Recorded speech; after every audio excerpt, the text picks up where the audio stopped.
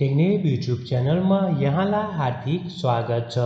म पविन्द्र, तपाईहरुकै युट्युबको दुनियाँको साथी।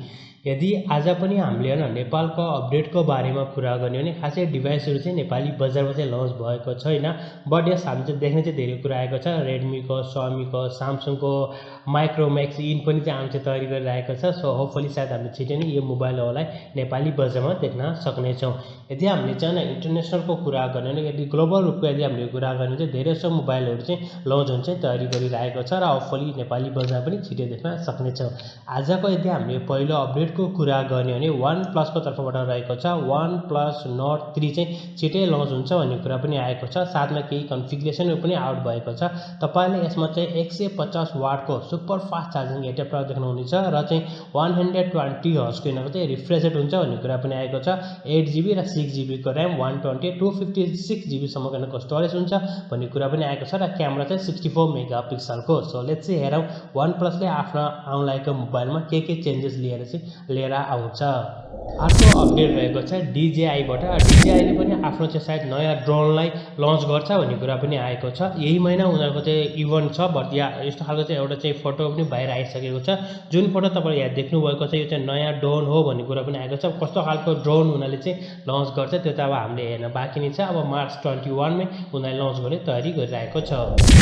अर्को अपडेट रहेको छ Xiaomi को तर्फबाट। Xiaomi ले पनि आफ्नो एउटा Xiaomi 12 Lite लाई छिटै लन्च गर्छ भन्ने कुरा पनि आएको छ। स्पेशली चाहिँ एसिया र युरोपमा हामीले चाहिँ यो मोबाइललाई छिटै देख्न सक्ने छौं र केही कन्फिगरेसन चाहिँ बाहिर आइसकेको छ र डिजाइन चाहिँ यस्तो हुन्छ भन्ने कुरा पनि आएको छ। यो चाहिँ 5G भेरिएन्टको मोबाइल हुन्छ र 120 हर्ज को रिफ्रेश रेट हुन्छ। 64 मेगापिक्सलको हामीले क्यामेरा देख्न सक्छौं र स्न्यापड्रागनको 778 5G भेरिएन्टको चाहिँ प्रोसेसरले युज गर्छ भन्ने कुरा पनि आएको छ।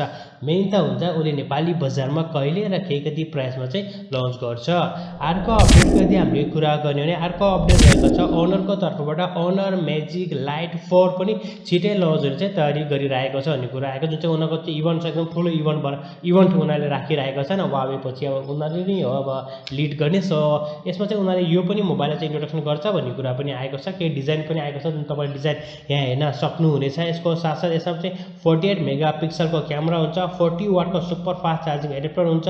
4800 mAh को ब्याट्री ब्याकअपको साथमा चाहिँ स्न्यापड्रागनको 695 5G भेरिएन्टको प्रोसेसरलाई हामी देख्न सक्छौं भन्ने कुरा पनि आएको छ। सेम हेरौं अब नेपाली बजारमा चाहिँ कहिले चाहिँ उनीहरु चाहिँ इन्ट्री गर्छन्, रि-इन्ट्री गर्छ र राम्रो प्राइसमा चाहिँ लिएर आउँछन्। अर्को अपडेटको यदि हामीले कुरा गर्ने भने अर्को अपडेट रहेको छ Realme को तर्फबाट। Realme GT Neo 3 को चाहिँ अब छिटै लन्च हुने तयारी गरिरहेको छ र आज चाहिँ उनीहरुको हामीले चाहिँ बेजल पनि देख्छौं। बेजल पनि एकदमै पातलो बेजल रहेको छ। डिस्प्ले चाहिँ बब्बल हुनेछ। पञ्च डिस्प्ले चाहिँ यसमा हामी चाहिँ देख्न सक्छौं। चाहिँ डिस्प्ले चाहिँ एकदमै बब्बल रहेको छ। साथमा हामीले यदि यो पोस्टरलाई हेर्ने भने चाहिँ 1000 हर्ज को हामी चाहिँ टच स्याम्पलिङ रेटलाई पनि देख्न सक्ने चाहिँ सम्भावना रहेको छ। हेरौं अब स्पेशल चाहिँ Realme ले आफ्नो यो प्रोडक्टलाई नेपाली बजारमा कहिले र कति प्राइस चाहिँ लन्च गर्छन्। अर्को अपडेट रहेको छ 2021 को यदि हामीले सबैभन्दा बढी मात्रा चाहिँ बिकेको मोबाइलको कुरा गर्ने भने नट आइफोन चाहिँ अहिले फर्स्टमा छैन। अहिले Samsung चाहिँ आइसकेको छ। Samsung को चाहिँ एउटा इन्ट्री लेभलको मोबाइल चाहिँ एकदमै बढी मात्रामा चाहिँ बिकेको रिपोर्ट चाहिँ आएको छ। जुन 2021 को रिपोर्ट रहेको छ। Samsung Galaxy A12 चाहिँ एकदमै बढी मात्रा चाहिँ बिकेको भन्ने कुरा पनि आएको छ। यसैगरी अर्को एउटा अपडेट रहेको छ Xiaomi को तर्फबाट। यदि तपाईहरुसँग चाहिँ Xiaomi को वेयरेबल डिभाइसहरु चाहिँ तपाईले थाहा छ उनीहरुको एउटा एप्लिकेसन रहेको छ। त्यसलाई चाहिँ उनीहरुले चाहिँ रिनेम गरेका छन्, एउटा रिब्रान्ड गरेको छ। जुन चाहिँ तपाईले यहाँ पनि हेर्न सक्नुहुन्छ। मी फिट पहिला थियो भने चाहिँ अहिले चाहिँ जिप लाइफ भनेर चाहिँ उनीहरुले चाहिँ भनेको छ र प्ले स्टोरमा पनि अलरेडी नै अपलोड भइसकेको छ। अपडेट पनि उनीहरुले गरिसकेको छ। यसैगरी अर्को अपडेटको यदि हामीले कुरा गर्ने भने अर्को अपडेट रहेको छ Oppo K10 बाट। Oppo K10 पनि छिटै चाहिँ लन्च हुने चाहिँ तयारी गरिरहेको छ। जसमा तपाईहरुले चाहिँ 90 हर्ज को चाहिँ डिस्प्ले देख्न सक्नुहुन्छ। स्न्यापड्रागनको 680 को प्रोसेसर रहेको छ भने यो मोबाइल चाहिँ 2 दिन पछि होला पर्यो न मार्च 23 मा चाइनिज बजारमा लन्च हुने तयारी गरिरहेको छ। हेरौं नेपाली बजारमा कहिले र कति प्राइसमा चाहिँ उनीहरुले लन्च गर्छन्।